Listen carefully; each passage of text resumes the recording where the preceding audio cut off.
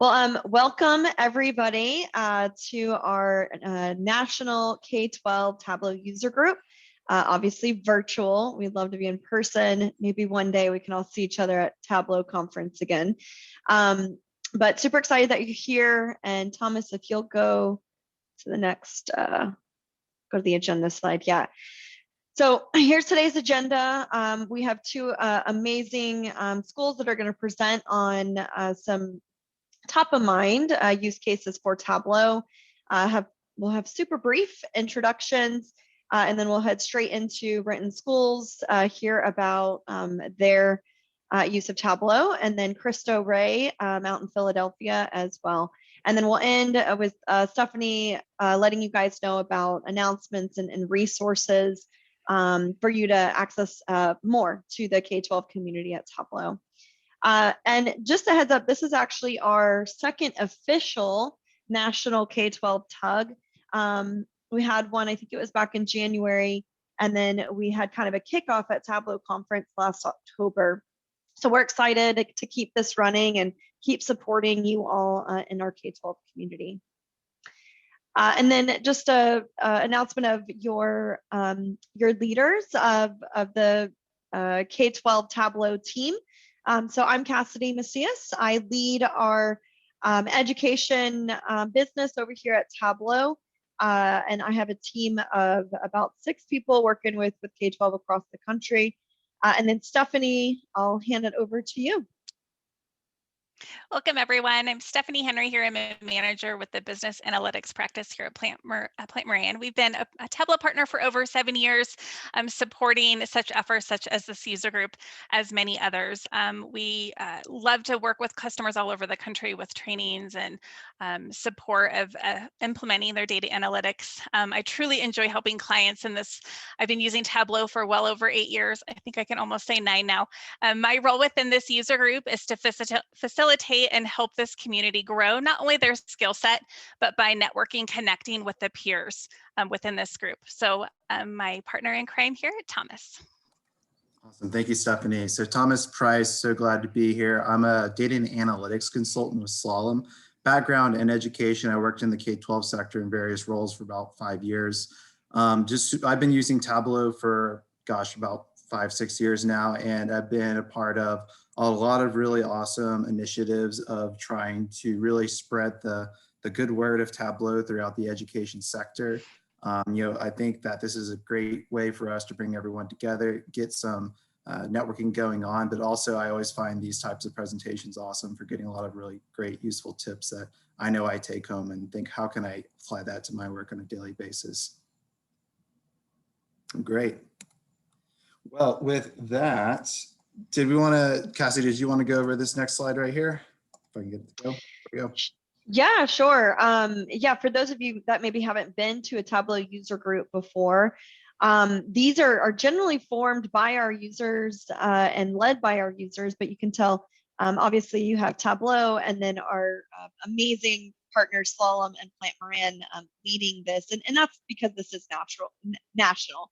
It would be a lot of work for one of you all to try to lead this. We do encourage you though if you're interested in leading a regional Tableau user group, please let us know. Stephanie's leading one in Colorado already. We have some in the Pacific Northwest with Renton School District as well. So, but yeah, the whole purpose of this is for you guys to see what others are doing in the K-12 space with Tableau, share best practices, give us feedback. What can we be doing to support you better than what we're doing now? And what topics? What do you want to see? So yeah, that's kind of the purpose of today. And again, lots of really good resources will be shared at the end. This will be recorded. We will share out the slides and all of that as well. Stephanie, do you want to talk about the chat feature real quick, just again, to make sure we have that covered? Yeah, perfect. So we will use the chat feature for any colorful commentary, virtual round of applause, kind of some side conversation. If you have questions for the presenter or panelist, those who are going to be speaking to you today, please make sure that if you're needing to chat to one of us, that you intentionally put all panelists, or there's an option for all panelists and attendees. The Q&A box is where we will will start to collect questions for our presenters. And so after following each of their presentations, we will pause and save some few minutes for the Q&A.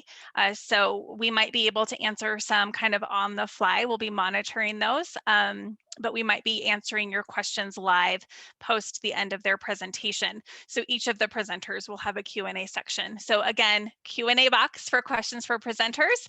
Any other kind of commentary, please use the chat feature. And I think we are ready to hand it off, Thomas. Cool. I'll introduce our first distinguished guest. So we have 3 presenters from Renton Schools. It's going to be Brian Goddard, he's a data analyst. We have David Ogden, an assessment facilitator, and Sheila Wambui, a data analyst as well. And they're going to be talking about helpful calculations for K-12 statistical visualizations. So I'm going to pass it off, but just a reminder, like I said, questions in the QA box, but we always love the commentary.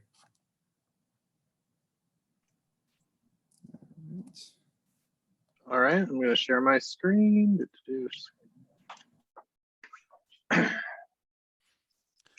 Hello, so I'm David Ogden. I'm the assessment facilitator in the Renton School District here with my colleagues Brian and Sheila. Renton School District is a relatively small district worldwide, but we're called a medium-sized school district in Washington State. We have 15,000 students. We're located here on the beautiful sunny shores of Lake Washington, just south of Seattle. We are a diverse district. We have about 50% of our students free and reduced price lunch. We have about 30% of our students are English learners. Our race and ethnicities are divided almost into equal quarters. We have about 25% Asian, 25% Hispanic, 25% white, and then 15% Black, and the other kind of 10% is mostly 2 races or more, with a small portion of Native American and small portion of Pacific Islanders. We're really excited to be here with all of you that are here in person, as well as those that'll be watching this later. You can learn more about us at our web address, rentonschools.us. We've been using Tableau ourselves for about 6 years now. We started using Tableau as a way to get away from 3-ring binders full of colored paper and charts to let schools and building leaders know what's going on in their district. We started with a 6 license and we've moved all the way up now into having a Tableau server 2020.4. We have 7 creator licenses now, and we use Tableau Prep a lot. Tableau has been really good for us and has helped us apply, or excuse me, share data more frequently, so people are up to date with more accurate data, a better specificity, getting to people's questions, and providing more access to everyone. So for example, we're able to share our data with our community-based organizations as well by linking them through our Active Directory. In essence, we just give them an email address, and then we were able to control their access to particular sets of data through our Tableau server. When we started using Tableau, we put together a couple of core beliefs that we have about data. They're listed here. We're going to use these core beliefs kind of as a touchstone for our presentation. We think these are important to remember, and we often start our presentations with our building leaders with these core beliefs as well, to help improve their data literacy and help them think about data. For example, data don't provide the answers. They guide inquiry. They're only a snapshot. It's not a destiny, and it's only valuable if you do something with the data. So if you're not new to Tableau, like many of you may not be, or if you are new to Tableau, you've just been starting out, lots of times you may be building dashboards that kind of provide a snapshot. So for example, here's a snapshot that we provide in a dashboard to our schools. It's our early warning indicators. This is the elementary school example.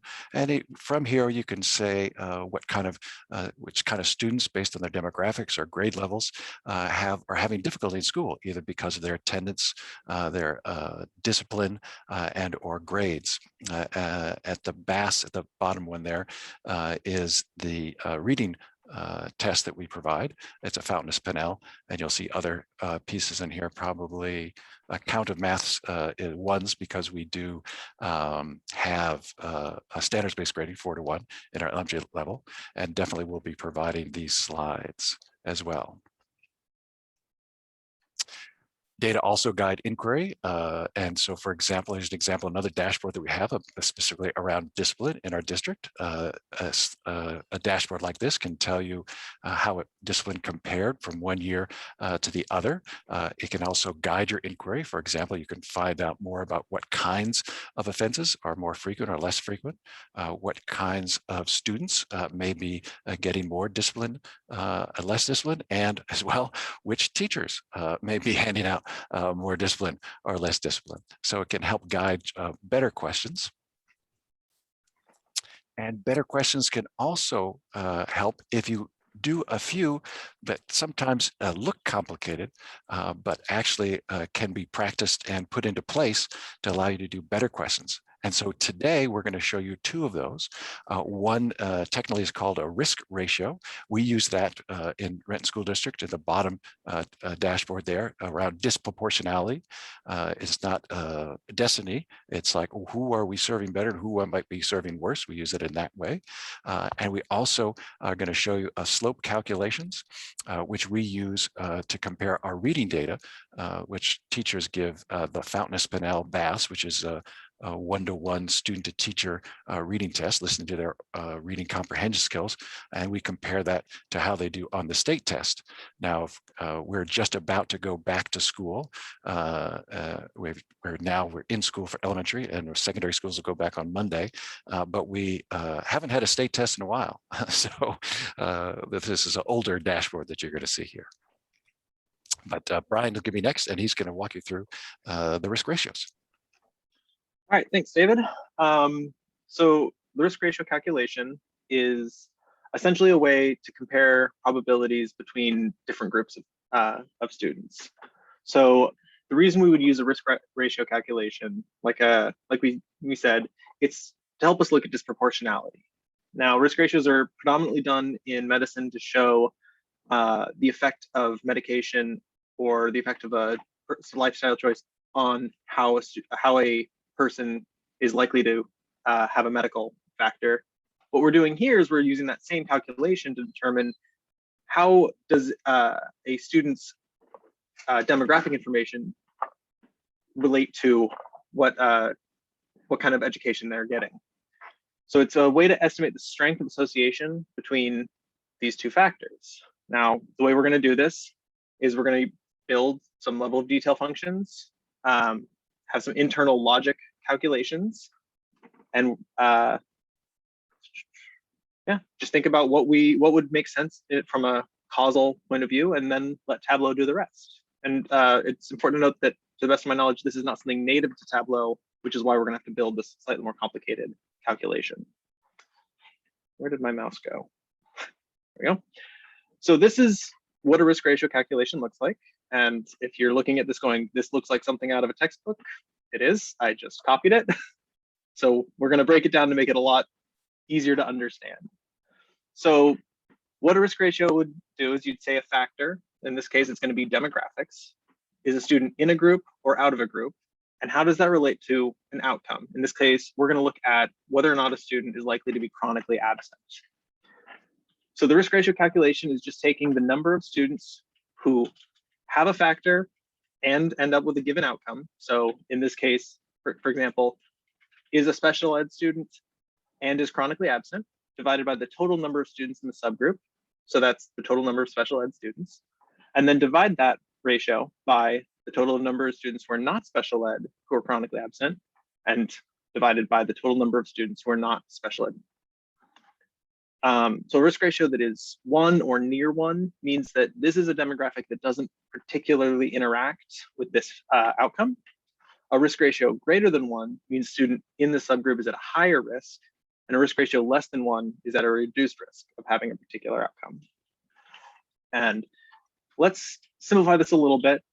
I know there's more on the screen here, but now we can actually sort of say what all of this is. So like I said, that factor, in group or not in group, for example, is a special ed student not a special ed student? An outcome chronically absent, is chronically absent, is not chronically absent. And that just translates, you get your ratio in, which is our A, our in-group students divided by our total in-group students who are chronically absent divided by our total in-group students, and then divide that by our out-of-group students chronically absent divided by our total out-of-group students. And so I'm going to pop over into Tableau and actually show you what those calculations look like. So this is a data set I built before. You can see we've got demographic groupings. That's going to be gender, race, special ed, or ELL status. Whether or not a student is chronically absent, the student's ID number, and then their specific subgroup, which is where we're talking about, for race, are they white, Black, Asian, Hispanic, 2 or more races, so on and so forth. And so to build this calculation, we're going to start with just something very simple. We're going to, like I said, we're going to look at that proportion in. Like I said, we're going to use our fixed calculation, a level of detail. For a fixed specific subgroup, we just want the number of students. And here we're going to have an internal if statement. So the count distinct, if chronically absent, then give us their ID number. So that's just giving us the number of students, that A that I talked about, the number of students who are chronically absent and in a specific subgroup. And we're going to divide that, again, fixed to that subgroup, by the total number of students. Oops, that's not the calculation I wanted. There we go. Close that off. So the proportion in is pretty simple. It's probably something you might have seen before. The proportion out gets a little bit more complicated, but not too much. The reason why it gets a little more complicated is we can't just say, give me all the kids not in the group. So what we have to do is we have to start with a global fixed calculation, give us that internal if statement. And so that's giving us the total number of students who are chronically absent in the whole district, but then we need to subtract, fixed at the level of the specific subgroup, the number of students who are chronically absent. And then the reason why we need to do this is the risk ratio only works if we're comparing students in a group to students out of a group, as opposed to students in a group compared to the entire student body, because then you're double counting students. So we're going to wrap that in a nice parenthesis real quick. So that gives us our number of students who are not in our subgroup, but are chronically absent. And we're using that same principle, and we're going to get the total number of students who are not in our subgroup. So again, a global fixed calculation.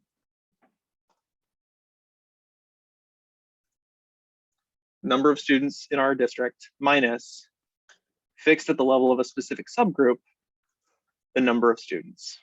So this is giving us the total number of students who are not in our particular subgroup. Close that parenthesis, say, oh, well, where is the error?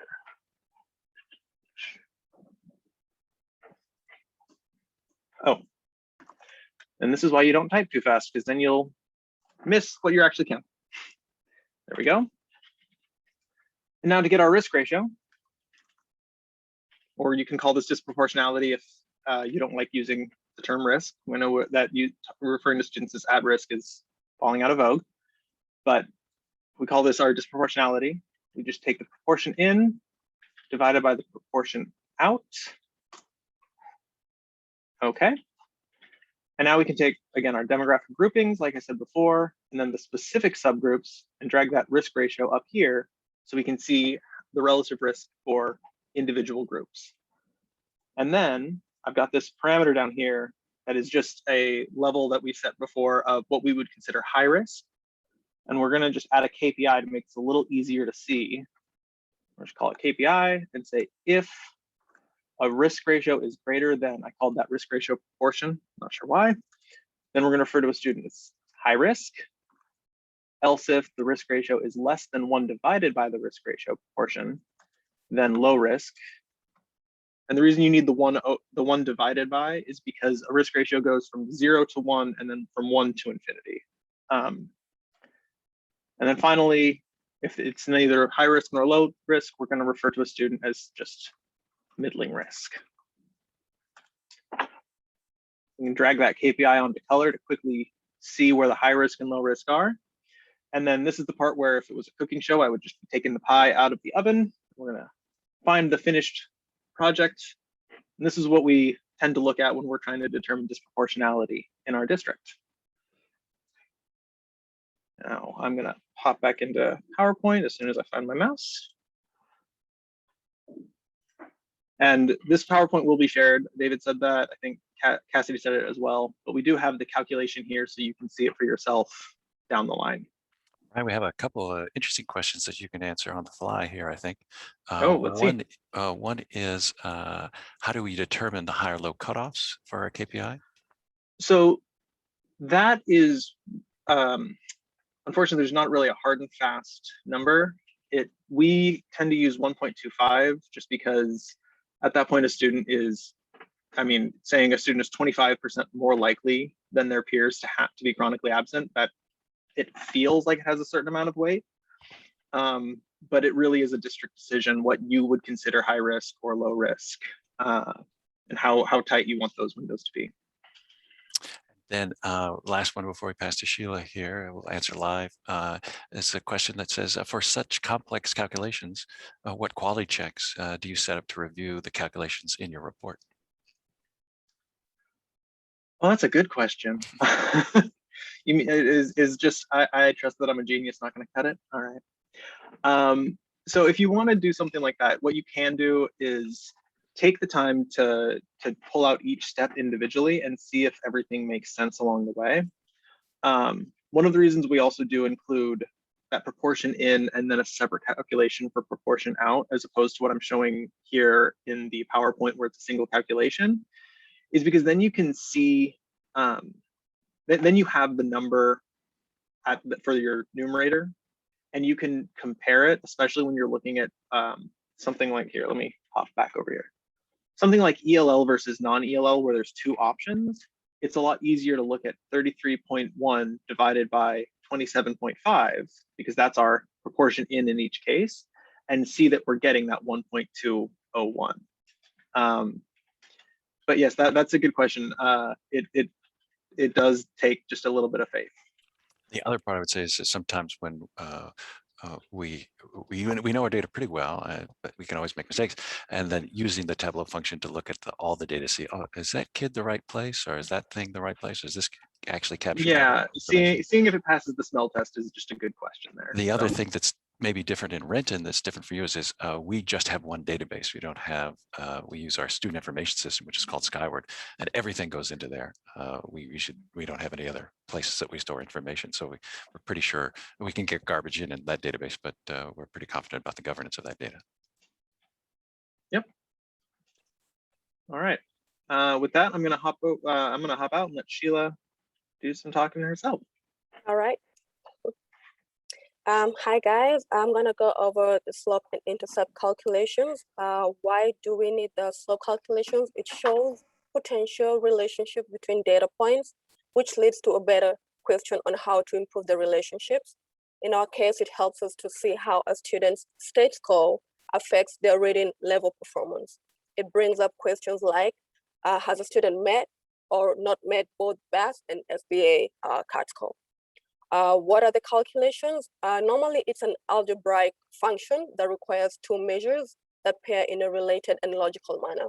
It helps make sense of the data points on the scatter plot. Please note, this was not native to Tableau when we initially built this. And how we're gonna do it, we create calculated fields with level of detail functions, as these expressions gives you more on the level of granularity you want to compute.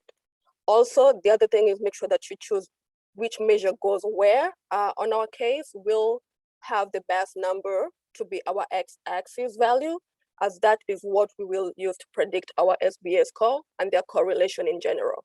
And then after that, Tableau will do the rest for you. Next slide. So here is just the algebraic formula for the slope. Please note the sigma notation represents the sum of a sequence. And for the intercept formula, that's normally just a little background on what an intercept is. It's just labeled as a constant. It's where a line of the function crosses the y-axis. I know this might be a little confusing, but it gets better on the next slide. This slide just shows how we place the values, that is the reading test and the scale score, to show the calculation in a more Tableau-like manner with the green pills. Please note that we have the formulas on the PowerPoint too, so that you can easily do your own practice later on. And we'll begin doing some calculations with the help of Brian. So we'll build two calculator fields in order to achieve the slope calculation. Remember, it's easier to have the numerator and denominator calculation separate, as this will assure that each calculation has the right summands. So the first one will be the residual numerator. And here we'll have an opening parenthesis, then the base number, subtract a fixed average base number, then a curly bracket, a closing parenthesis, and then we'll multiply this by another opening parenthesis, scale score, subtract a fixed average scale score, and that should be done. Okay. And then the second calculation will be the residual denominator. And here we'll replace our X values with the base number. So we'll have an opening parenthesis, base number, subtract the fixed average base number, then a bracket, a curly bracket, then closing parentheses, and all this to the power of 2. All right. So on the next step, we'll calculate the slope. And because we want it to be global, we'll want both the numerator and the denominator to be fixed. It will also be fixed at the student level in order to get the residual for each term. We'll have 2 nested calculations. And to begin it, it's a fixed sum, and then a nested fixed number of students, which is the ID, the minimum residual numerator, then a curly bracket, a bracket, another curly bracket, and then a bracket. And then divide that by a fixed sum of another nested fixed student ID, the minimum residual denominator, then a curly bracket, another bracket, and then a curly bracket. And there you should have your slope calculation. Please note the reason why we are using the minimum in the LOD is just in case a student has multiple data entered in a row, in like multiple rows. So we're trying to avoid that. And then we'll put some measures on the view. So we'll have the base number on the column, and then the scale score on the column, and then the ID on details. And then we'll go to the analytics and move the trend line, the linear trend line, and then edit the axis to uncheck the include 0. And when you hover on your trend line, it should show the scale score there at 17.23. So we'll go to another worksheet. That way you can put in the calculation we just did for the slope, and it should match 17.24. And to show you just a finalized dashboard for the whole thing, there you go. And thanks for your time, and I'll hand it over to David now. I'll keep answering some of the questions as they pop up. You can see here that these will be provided to you, but I guess can't go live, but we'll have some time still, I think, if that's true, Stephanie and Thomas, that more people can enter their questions either in the chat or in the Q&A. We want to make sure that the information is coming at you more like the bear than the fish in the in the picture there. So it's like, oh yeah, I get it. Or wait a minute, I feel like I'm about to be swallowed by this statistical calculation. But what we are happy to do is make sure that we're here to help you. We're standing on the shoulder of giants ourselves and get help from others. But we hope that you can start to think about using more complicated, what seem to be complicated calculations so that you can see your data better. I would just add oh, go ahead. I'll just jump in really quick. We still have about 10 minutes worth of questions. So if you're sitting on the sidelines and are, questioning if you're, should enter something into the Q&A, please do so. We do have plenty of time for both presentations to occur today. So related to them, those presentations specifically, some of their dashboards, some data, I'm sure that they'd be happy to help answer questions. And it looks like we got some rolling in. So I'm going to pause and hand it back to you, Brian. I was just going to say really fast, like David said, the whole fear of, these big statistical terms.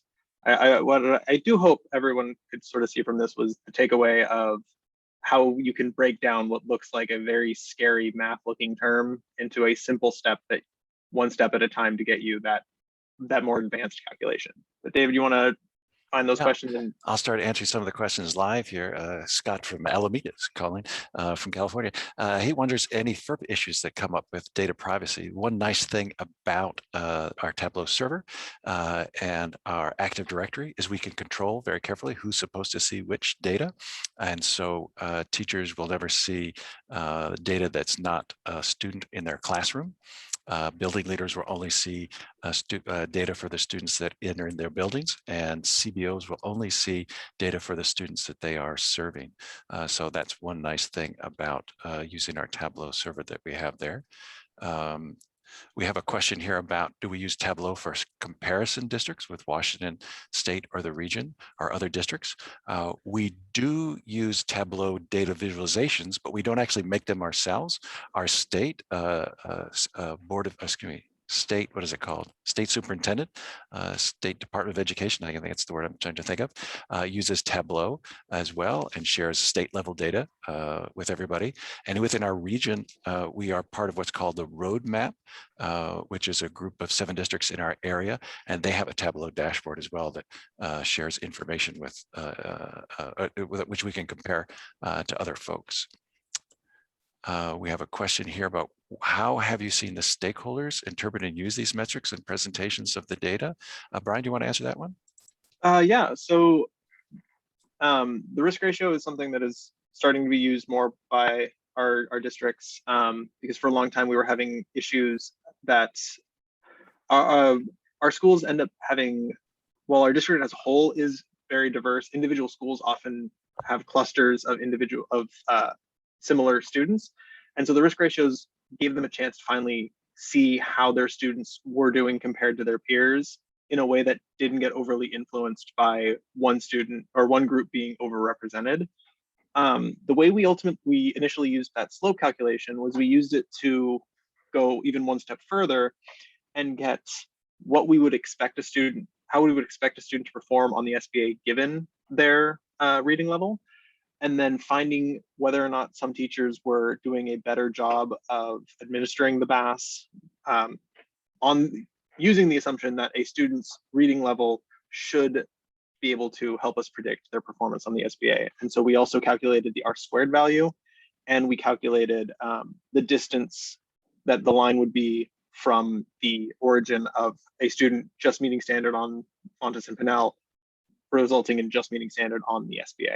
And so we were able to have our scoring a lot more consistent throughout the district. It was a lot more random before we were able to use some of these calculations.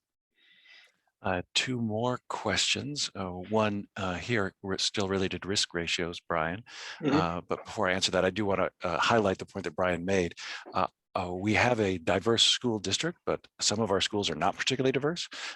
So they are concentrated. We have schools that have, so as a district, we maybe have, I think I said 50% free reduced price lunch.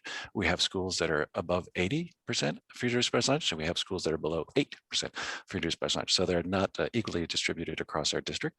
So having those risk ratios for each schools is helpful there. But Nancy would like to know, when doing the risk ratios, do you use only current year data to determine the risk, or do you use legacy data as well? That's actually a great question. Where's my mouse? So I can actually go back. On the actual calculation here that is in the PowerPoint that you will have access to, you can actually see that I fix it at the level, in this version I called it demographics as opposed to specific subgrouping, but I also fixed it at the level of year. So we have actually set it up. Again, I'm going to go back just a few more. You can see we don't just show the current risk ratio, but if you look down here, this is their risk ratio over time. And so you can see how some subgroupings stay very stable, and sometimes a group will have an anomalous year or start getting better, hopefully. So that is something that you can do. You just need to make sure you include the year at the level of detail. Otherwise, you're going to end up with really wonky data. And to speaking to whoever was asking how, with such a complicated calculation, we can make sure it's accurate. That was actually a big part of the first time we did it. We didn't have that year included, and the whole thing broke, and it took us a bit of time to fix. And in the Q&A, there was a question about our Tableau server and learning more about how we isolate access. Can you tell more about how the Active Directory works, Brian? And then, of course, you can contact us offline as well. We can share exactly what we do, but just kind of give a brief overview of how we control data access. So the Active Directory gives us some important information, namely what a person's role in the district is, specifically whether or not they are a teacher, whether or not they're a principal or assistant principal, or if they are literally anything else. Those are pretty much our groupings. But it also has what school they're associated with. So the main way we protect student level data is just by using user filters and using the user group of what school you're in to filter what you can see. When we're looking at specifically what teachers can see or what CBOs can see, we have a scheduling file that we just join with teacher usernames. So we just say, if a student is scheduled to this teacher, then the teacher's username is going to show up in the student's profile, and we filter it that way. And I can, again, like David said, you can reach out to me and I can show you how that calculation works. And then CBO is something that is fairly similar. We have a list for each CBO of which students they have access to by ID number. And then that's just joined with any files the CBOs are able to access. And it basically is the same thing where it says, if they're on this list, you can see them. Another question, two actually good questions. I mean, all good questions. Thank you for your questions. One we'll address quickly, and then probably the last one we'll have the last time for. It might be a longer conversation.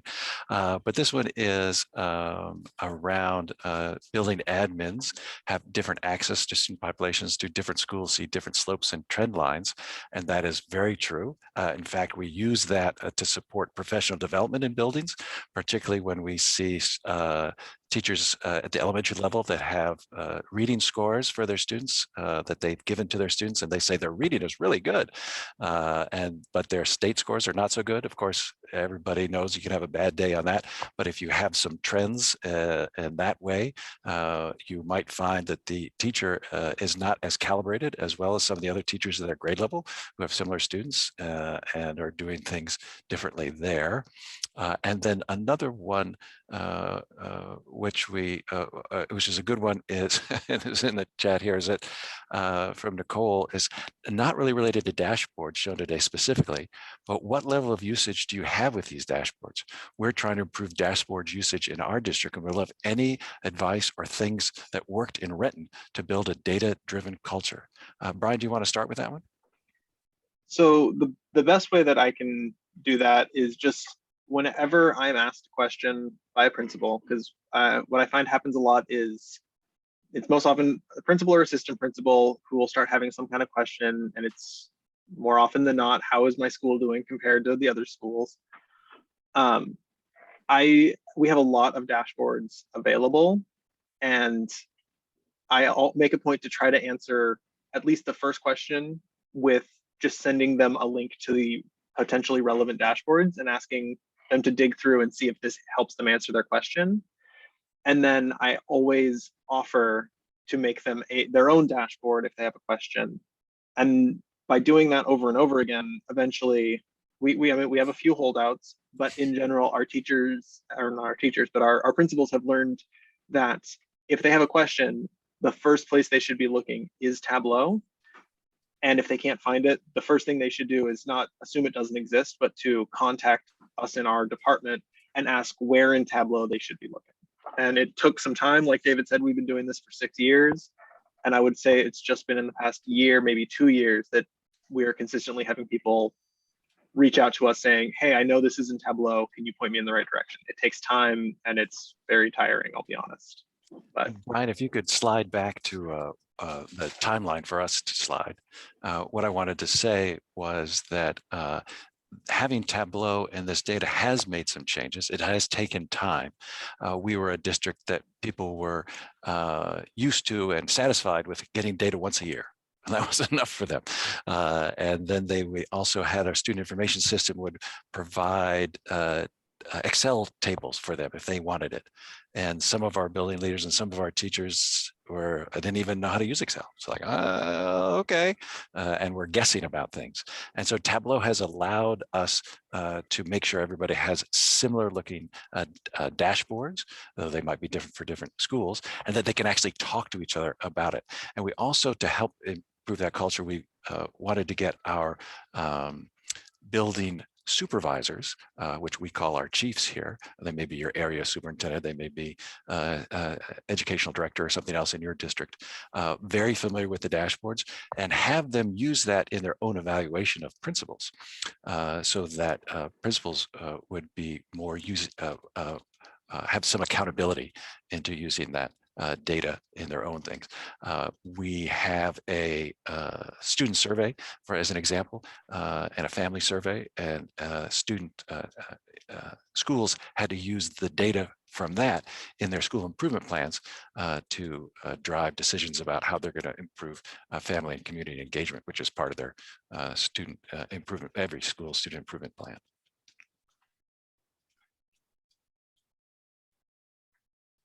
do we have any more time, or should we pass it off to the next group? Up to you, Stephanie. Yeah, I was going to say. Okay, Tom. Yeah, I was going to say maybe we do one more question and then we can pass it off. Just a quick one, if that we can knock out. All right. We'll quickly clarify the acronym CBO, community-based organization. So for example, Community in Schools, which is a national organization, is one of our community-based organizations that work with students in our schools. The question here from Claire to Brian here is, do you use minimum N rules for groups included in the risk ratio calculations? Yes, I do. I kind of jumped past that, but if you were to look at my out of the pie dashboard, there is a calculation that specifically looks at for a fixed subgroup, how many kids are in that. And our general rule is there need to be at least 10 because it's internal. It's not something that's being shared with all of you, but it's not being shared with the public. It's just being shared with making decisions. But that's just actually another parameter that we have that's just minimum N, and we say fixed subgroup, count distinctive internal ID is greater than the minimum N. And that's how we kick those kids out if there's not enough. And related to this was, I'm going to pass this one to you, Sheila. And the question is from Dan. It says, how do you decide, well, I'm going to change it a little bit, but how do you decide when to add N values or not add N values so viewers know the sample size? You're on mute though still, Sheila. Sorry, I didn't hear the question. Oh, sorry. As the question is, how do you decide when to add the N in a label or to show the N size for users? Normally for me, it depends if the person who wants to view the dashboard asks for the minimum, the minimum N size. So for me, that's usually just a choice if I would add that to the dashboard. I don't know if you want to add anything, Brian, on that. I mean, like she said, it's pretty much if the end users want to see it. It's, you know, it's easy enough to add. So. Mhm. All right. All Well, right. thank you all so much. We can answer the last question in the chat, and then we need to transition over to our Sure thing. Where is the? presenter. How do I stop sharing? I have not done this in a while. It should either be at the bottom of the screen, or there's a little tool panel that pops up at the top of your screen. If you hover to the top of Oh, it. there it is. I'm blind. Well, Cool. cool. Awesome. Well, thank you all so much from the Renton team. That was a fantastic presentation. I'm really excited to introduce our next presenter. It's Fahvyon Jimenez. He's the Chief Technology Officer for Cristo Philadelphia. What he's gonna be talking about is their use of multi-tiered support systems to frame student performance conversations. So Bob, I'll hand it over to you, and we'll just, like I said, make sure that we put our questions in the Q&A panel, just that way we see it automatically. Hey everybody, can everybody hear me? Yep, okay, great. Thanks Renton for that. That was incredible. I'm so brave to go way under the hood and actually type things out during this presentation. I will not be doing anything like that. I am gonna get into a lot of our visualizations and a lot of the processes and kind of get more into one of the lighter questions, which was the culture of data and how to make people use the data. And most importantly, what are they actually doing with it?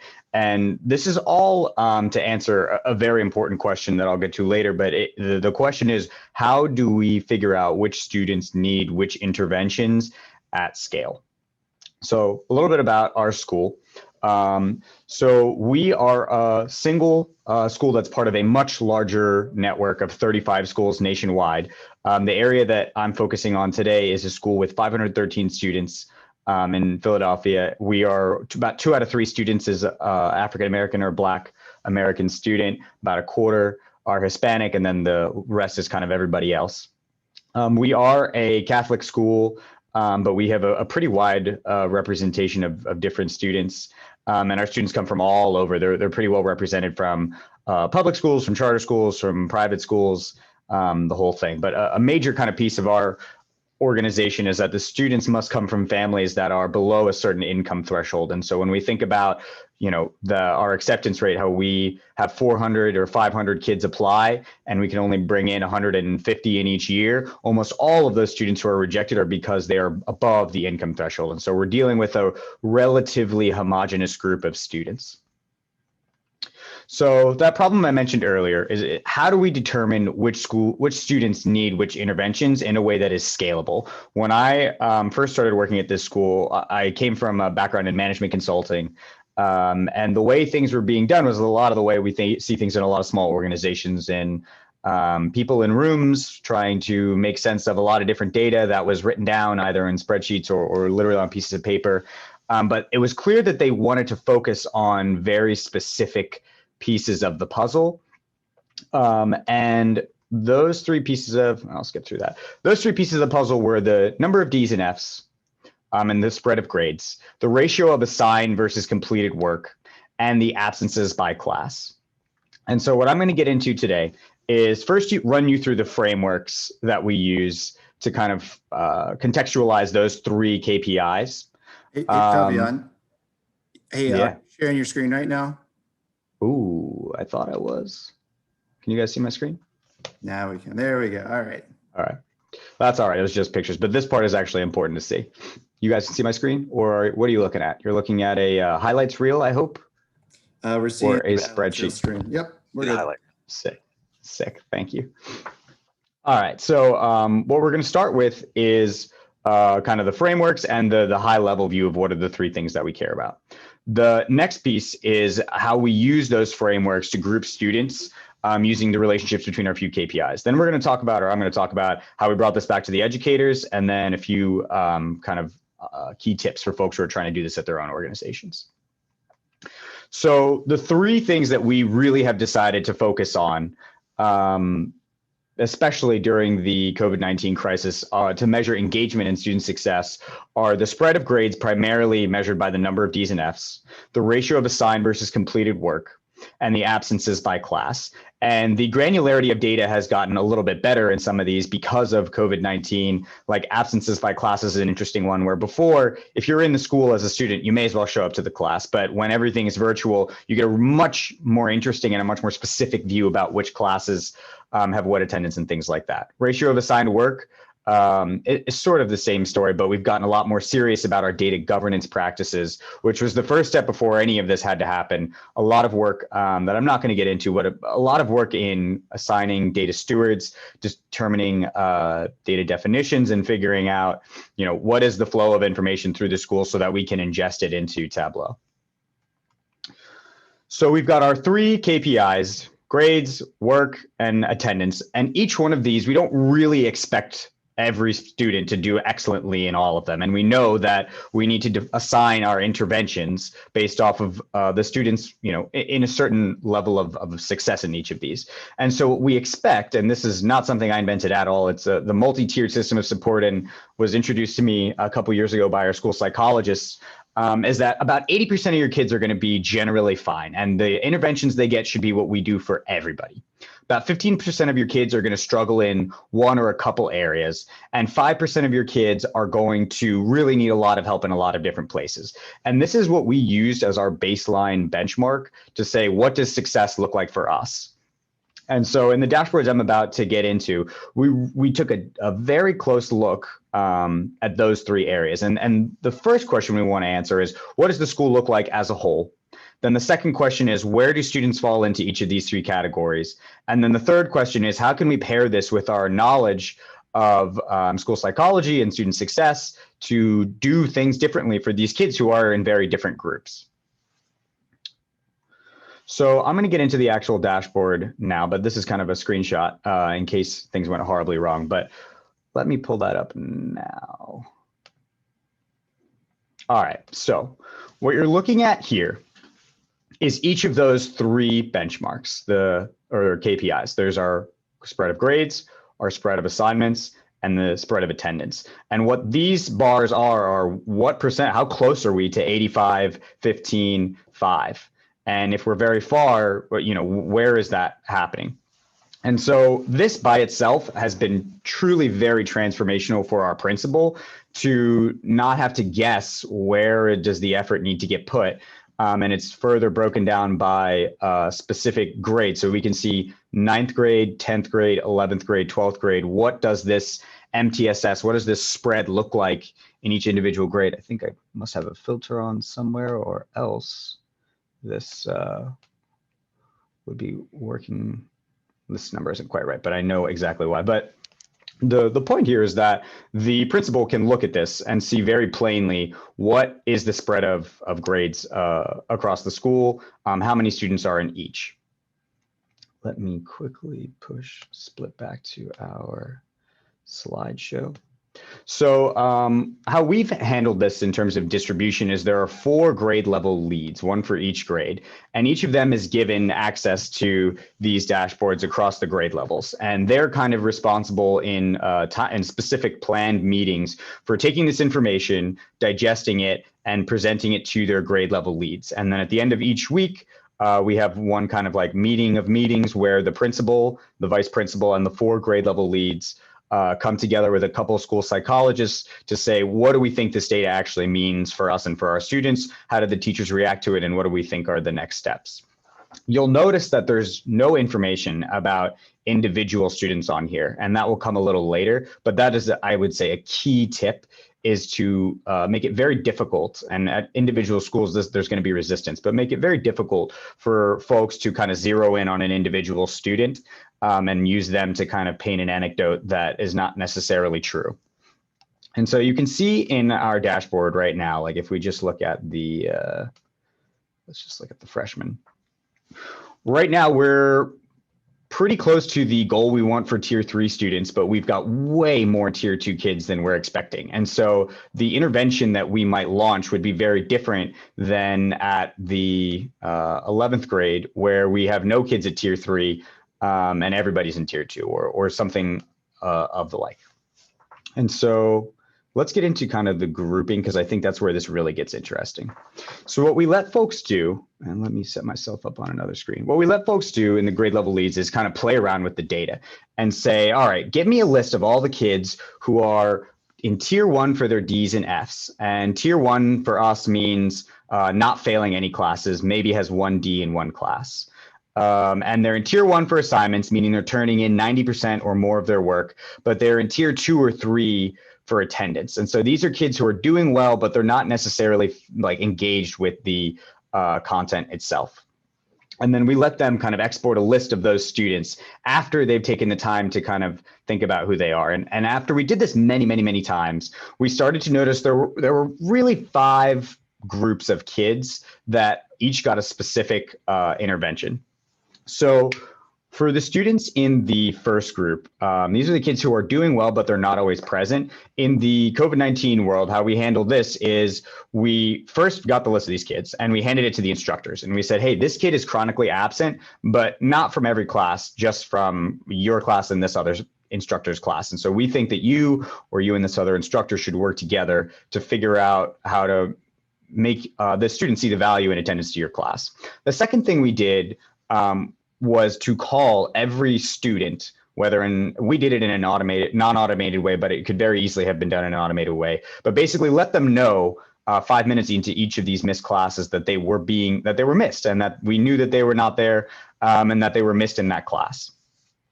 We have a second kind of tier of students who are working hard. They're in tiers, so let's pull them up over here.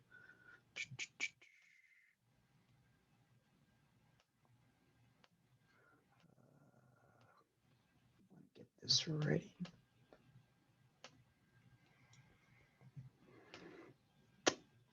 Second tier of students, here we go. So we've got a second group of students who are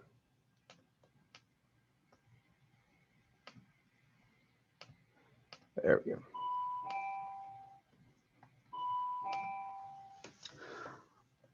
Doing okay. So we've got a second group of students, and this is kind of the working hard but needs some content help. So these are the kids who fall into tier 2 for grades, meaning they're failing 1 class, maybe have 2 Ds or failing 1 course.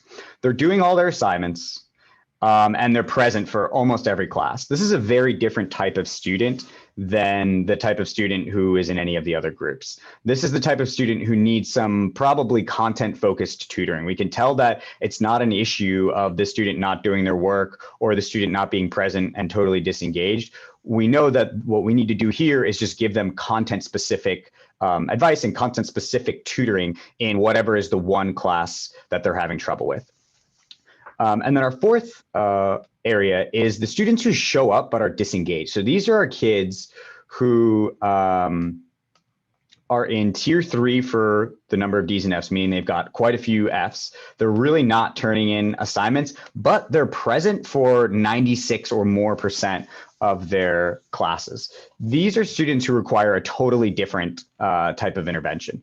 The response for these kids was to pull them into an academic support group focusing on executive functioning skills. And this is because this is a kid who, it's not that they don't get chemistry or they don't get Latin or whatever it is. This student's failing all of their classes, and we don't believe that a student could be bad at all those classes. There must be a different problem to address. And so we pulled them completely out of their whatever interventions they were in before and pulled them into a separate course just focused on executive functioning and academic support.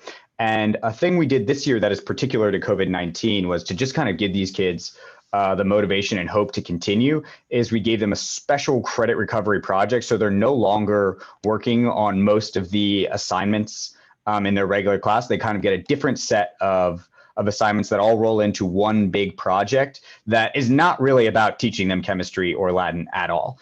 It's about giving them the motivation to continue, and then we're going to remediate and kind of teach them the content that they didn't get in summer school and throughout the following year. All right. So what I want to get to next is how we bring this down to the individual teacher, because that's what makes this really very actionable. Like, great to know, okay, this is the list of kids who fall into this category, but like, what do we do about the instructors? Because at a certain point, if you know, if there's too many kids in one category, we need to get to the instructor and start to figure out how can we work with them to solve the issue. So let me jump over here. All right.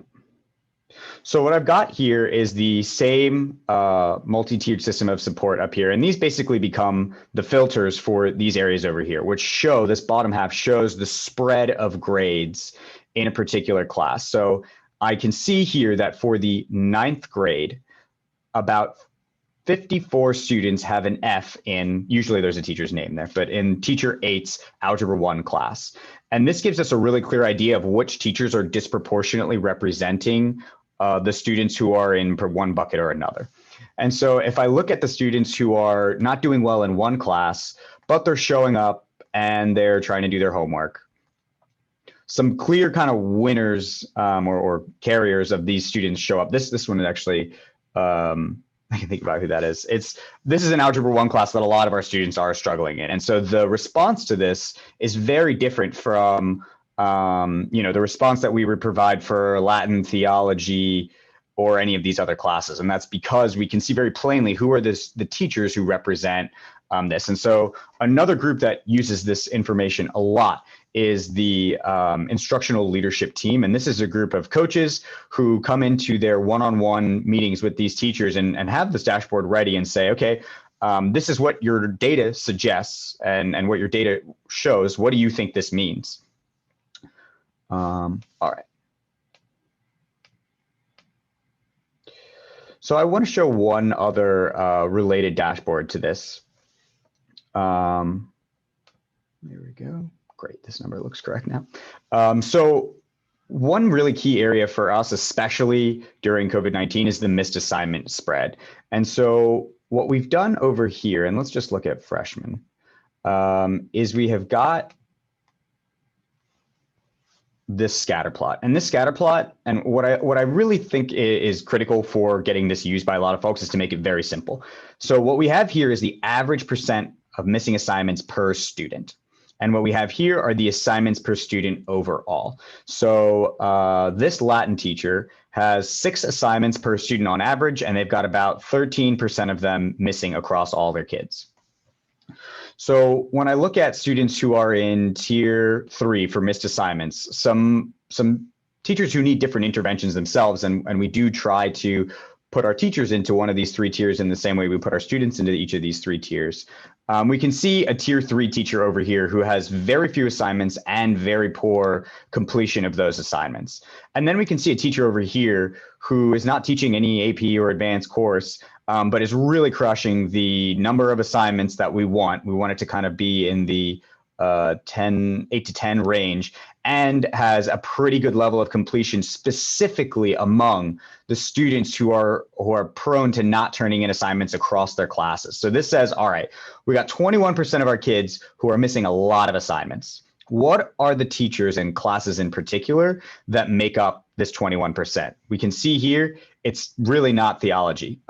This theology teacher is also doing a great job, but it's being carried by a specific teacher. And so what we tend to do is in the instructional leadership sessions, we will have the English teacher sit with this English teacher and try to figure out, you know, what do we do about these students? We don't have the same kids. And I know you didn't, there's no kind of rhyme or reason to one student being placed in one versus another. What can we do to share best practices with our instructional coach to make this happen? All right, I think I'm about out of time. So I wanted to share one last thing, which is a few key tips that have been really very important for us at Cristo Rey in getting this done.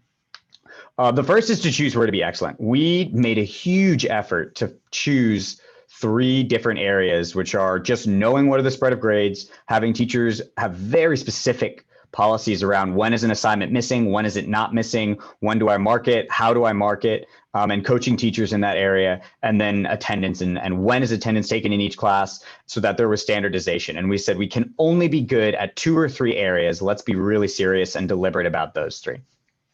The next was to make sure that the faculty were included in the development of this dashboard and in the development of a bunch of other dashboards. But pretty much anything we do in the technology and strategy office here includes a huge amount of faculty conversations. And this is definitely common knowledge and common sense, but it is absolutely not common practice.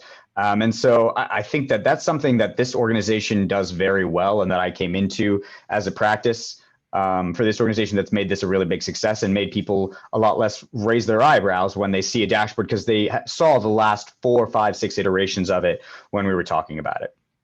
The next piece is to start with your best guess. So when we chose those 3 benchmarks, it wasn't, out of nowhere. It was the principal and the academic leads had intuition about what was the best way to measure this. And those seem pretty obvious. And I think good ideas tend to seem obvious after they're on a page, but it's about starting with your best guess and trying to prove it wrong rather than just trying to going about it any other way. And the last piece I mentioned earlier, which is to not readily present individual student data in aggregate level analysis. Earlier versions of dashboards like this had our students on scatter plots and you could see either their names or their student numbers and immediately degraded into educators and staff trying to guess which student was which. And it made it very difficult for them to distill any real aggregate or group level insight from the data. And they pushed and they pushed and they pushed. And so what we've done is we've made it possible to get this information after you've done some of the deeper digging and at the higher level. And then eventually we need these kids' names or else we don't know who to apply interventions to, but that is the absolute last step in this process. All right, there's a lot of talking. So my name's Fahv. I'm about to go to grad school, and projects like this, particularly the organizational change piece, are going to be a side hustle I'm working on, so reach out if you need help, but I am ready to answer questions. Perfect, thank you. So you actually flew through your presentation, so we have a good chunk of time to finish this out. So you do have a few questions here lined up, so I'm just going to read them off for you. So here, this one's from Claire. Have you been able get to look at changes in the data over time to see how different groups of students are responding to different interventions? Yes, so that actually is stored in a separate tracker depending on the student. So the students who are getting really intense kind of round the clock, not round the clock, but wraparound support, they are tracked in a kind of like, theirs is much more about tracking the conversations that people have had in the that tier 3 group. This is about saying who has said what to this student and what is the, how is that going? And that's actually all stored in Salesforce, which has been a really cool innovation this year while people are not together, rather than just having it in an Excel spreadsheet. In terms of data around how students are doing, we have an export of this taken out every week with each student. And what we do in a more simple, just kind of line chart for each student is show the progression of where they in tier 1, tier 2, or tier 3 from week to week. And that is very important for the individual who's responsible for tracking the progress of the student and being kind of their quarterback or their go-to. But what we do is we export it. We just put it into a regular, it's designed so it will kind of export in the columns that they need. But folks, the individual grade level leads will export the data and put it into their own spreadsheets and do whatever they need to do with it. But most of them end up being line charts that they choose to work with. And I think that's another key insight here is that make it easy to take the data out. Because folks, now that they see how much it can do and they see how beautiful it can be, they tend to take the data out and do all sorts of really, really cool things with it that are particular to their grade level. Salesforce. So salesforce.com, I'm seeing a bunch of things, but Stefan, I'm going to depend on your quarterback. But the one I just saw. It's a follow-up question, Okay. and I think it's tied to something that you just saw. So a follow-up question I was going to have was going to be to ask for the tools that you use to monitor interventions, that being the student start, stop, and any service details. And the follow-up was that Salesforce or was that a different use case that you teased us with? So we have all of this is done in Salesforce, but it's all a custom build. And so Salesforce recently acquired Tableau, which is extremely cool because there's a lot of other dashboards that we use for other things that connect to our Salesforce data and pull it right out every day, which is really very cool. because a lot of the data you're seeing here comes from PowerSchool, which I have found to be fairly difficult to get a lot of different data out of, where Salesforce makes it a lot easier. And so in terms of specific tools, so we've built a bunch of what are called custom objects, but they're basically just fields on a record in Salesforce where teachers will track their progress with certain students and how they're responding to certain interventions. And then we're also starting to roll in this tier level information into Salesforce so we can get kind of a view of this when the student is an alumni and they have called us and said, I'm having trouble with this in college. Our college counselors can really quickly respond to that with a picture of what kind of student was this in school. So in terms of tools we use to track this, Salesforce is how we do it, but that's not really an answer. We built our own stuff and our own objects in Salesforce to capture the things that we care most about. And there are other dashboards that are not in here that I haven't scrubbed, so I can't show you, that pull that information into kind of views for individual teachers to look at individual students. Perfect, thank you.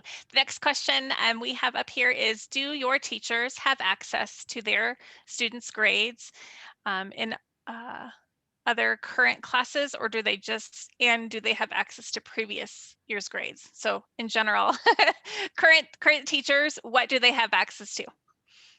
Yeah, so a main issue with PowerSchool before, one of the things that was tricky was that it was kind of hard to see a student's historical grade data.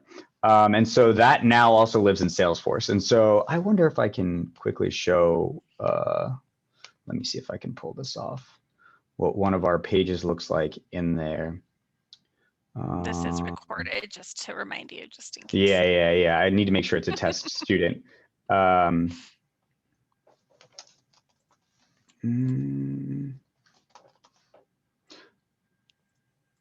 Yeah, it's going to be tricky. But so in terms of showing previous data, this is kind of all put into objects in Salesforce.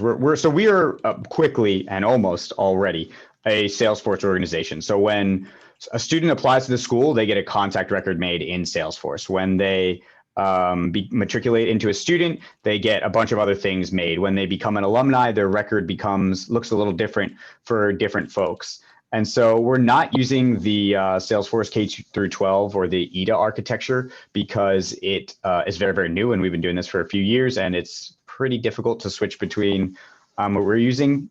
But we keep all of our fundraising information in there about our donors. We keep all of our information about prospective students. Our students actually do a work study job every week.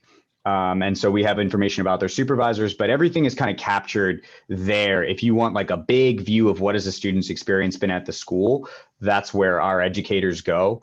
And that's where they enter information about the student that, specific to particular areas that they're supposed to. And so we have reports that audit and say, all right, you were supposed to touch point with these 5 kids once this week. We see that you added activities for 3 of them. Please do the other 2. And so everything for our faculty happens in Salesforce in terms of like longitudinal, looking at the big picture. And then if I need to know the up to the minute situation with a student, then they will go into PowerSchool and look there. And that's also true for interventions, is that all the intervention stuff lives in Salesforce. So tied to that, there was a question from Christina. So where you track, so that's Salesforce. Are you also able to use Salesforce to track the fidelity of the interventions, or is that in some other form of documentation? We certainly could. We don't. The fidelity of the interventions is I think we have a major luxury because we are a smaller school. And so the fidelity of interventions is handled whichever teacher is responsible or group of teachers are responsible for delivering them and their instructional coach. So each teacher and each group of teachers has one of a few instructional coaches. And then we have our school counselors who, together with the instructional coaches, kind of make sure that things are happening the way they're supposed to be happening. And so if you think about it kind of like the student is in the middle, the student is talking about their experience with the counselors, who are then talking with the teachers and the instructional coaches in a weekly session with the grade level. And so those weekly grade level conversations are where all this is brought together, but the interested parties are the instructional coaches, the teachers, and the counselors. So when we think about on that kind of same concept of the network and the support structure, are there any data or data visualizations that are provided to the families to help support the student as well? So what's kind of interesting is we use the exports from this and we load it into a text messaging app.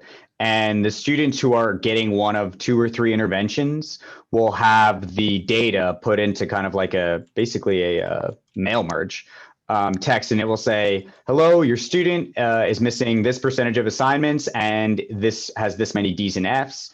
If you want to talk more, text this person. And so we take the exports of this and give them exactly what they need, which is the 3 things they really care about.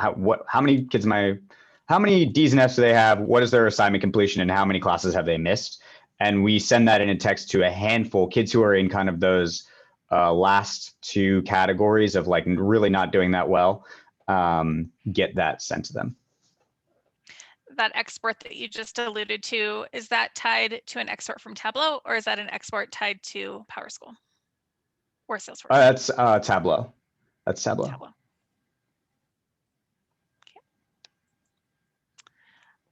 The next question on here, how do you take into account the demographics of students, so special ed, English language learners, et cetera?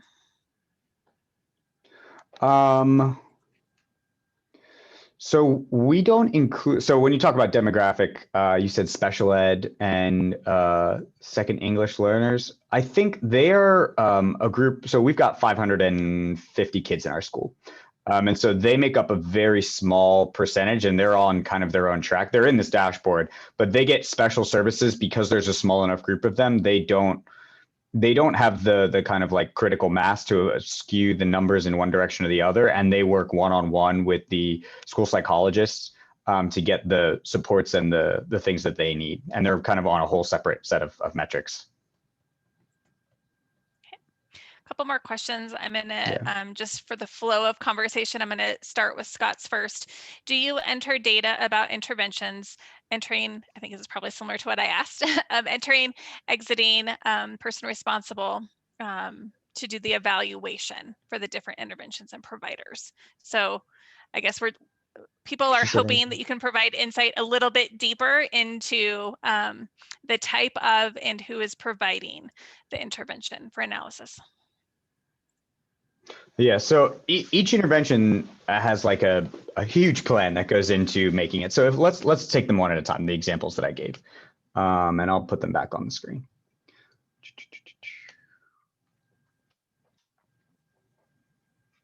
Because it's definitely not kind of like a one shot in the arm for each and every one. All right. Okay, so the 3 interventions that are given here, which are kind of the most common, because these are the most common groups of kids. Let's take this one, this kind of most extreme one, which is the students who are really bombing a lot of classes and they're not doing a lot of work, but they tend to be present in class. These kids have been given a completely different trimester 2 and 3 than the other students.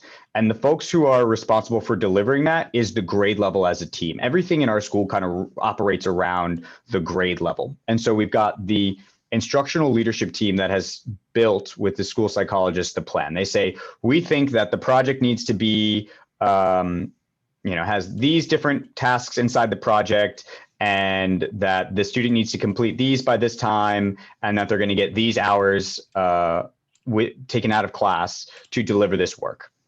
And then they say, all right, who's the teacher who is going to kind of take point on this? And that teacher is then kind of the person who is responsible for delivering it. And so what we did, instead of pulling kids out of class and to make sure everybody had time to do this, our teachers are pretty beat up after this year, is that every Thursday we took 2 hours out of the day, and every kid who is not in some kind of intervention is done school. Those 2 hours are where this third intervention is happening, and where that teacher who's responsible for helping the student along, and this group of students along with these projects, this special credit recovery project, that's when they do that.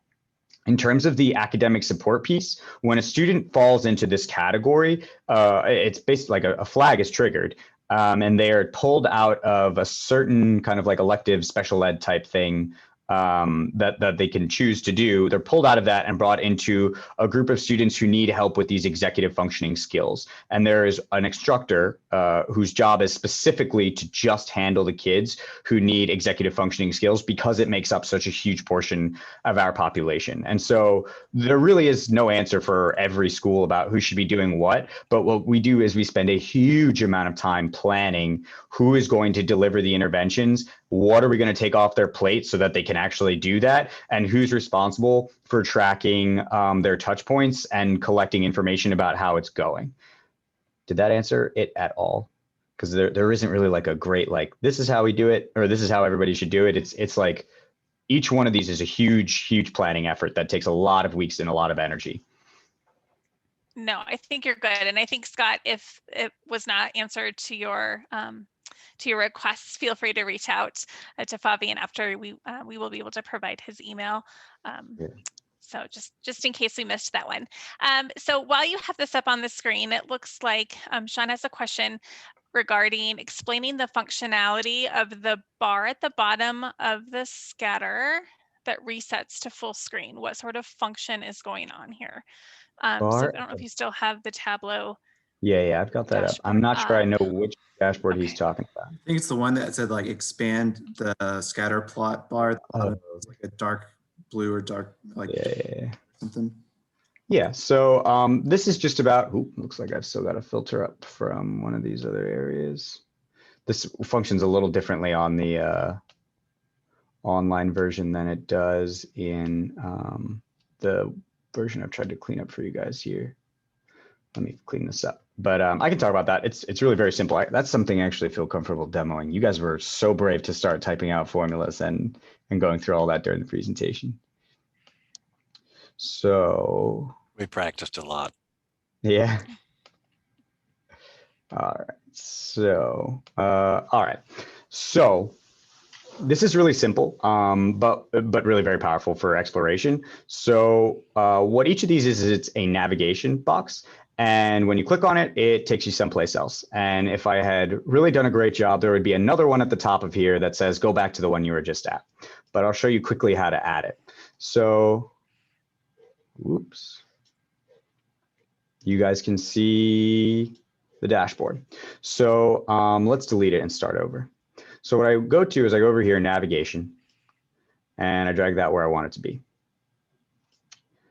And when I go into the options, I can say where I want this to take my user. And so where I want this one to take my user is to, let's just say, D's and F's, MTSS. Let's take it here. And then I can say what it's going to say, click here to see more. And then I apply it.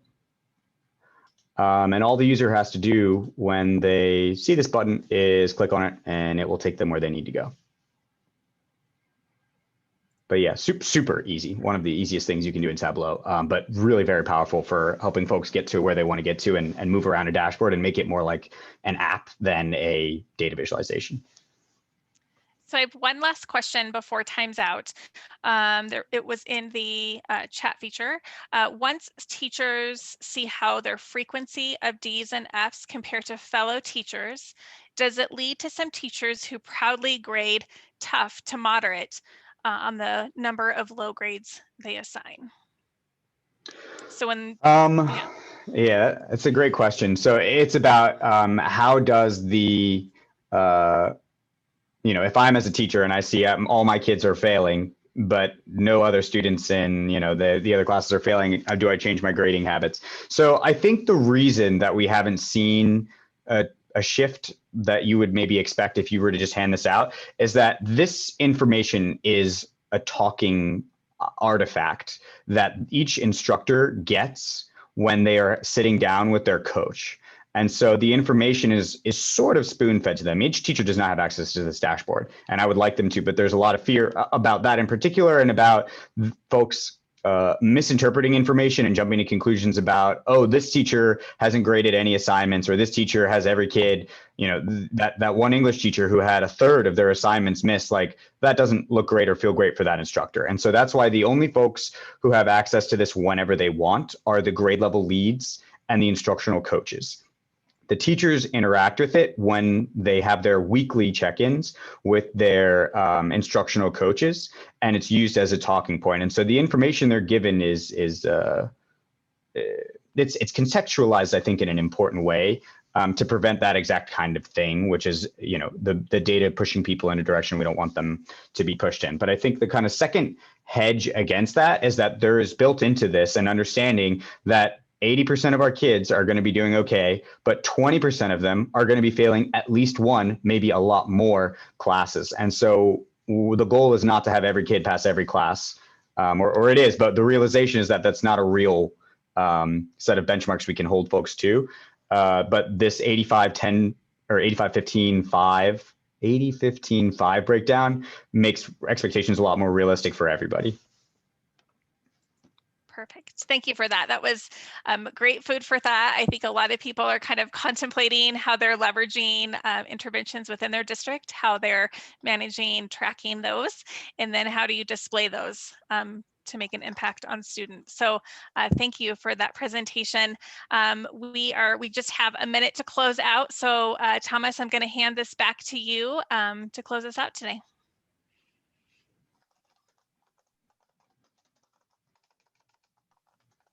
You're on mute. Awesome. No, I'm not on mute.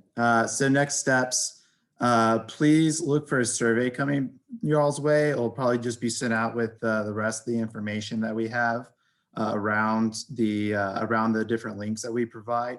If you're interested in being a leader for future Tableau or future tugs, or if you want to be a part of the leadership team, let us know. You know, feel free to reach out to us. So upcoming events, you know, we are looking at a summer tug. June 16th is the date we're thinking, and then we'll also be doing a fall 2021. One of the things we'll include in the survey is submissions for if you're interested in presenting at a Tableau user group, and that way we can have some information on the type of presentation. We also have some emails if you ever need to reach out to Stephanie or me with any questions. And then lastly, we do have a K-12 user group on LinkedIn. We have some community forums in a group hub. So that's on Tableau. We'll send those out in the email with the survey, as well as any of the information that was provided today around the PowerPoint presentations and everything like that. With that, I think that pretty much wraps us up for today. Thank you so much, everyone, for attending today. These are fantastic presentations. So round of applause to all of our presenters today. And then I don't know if does Zoom have a round of applause feature. If not, then I guess do it silently from your computer. But yeah, thank you all so much today.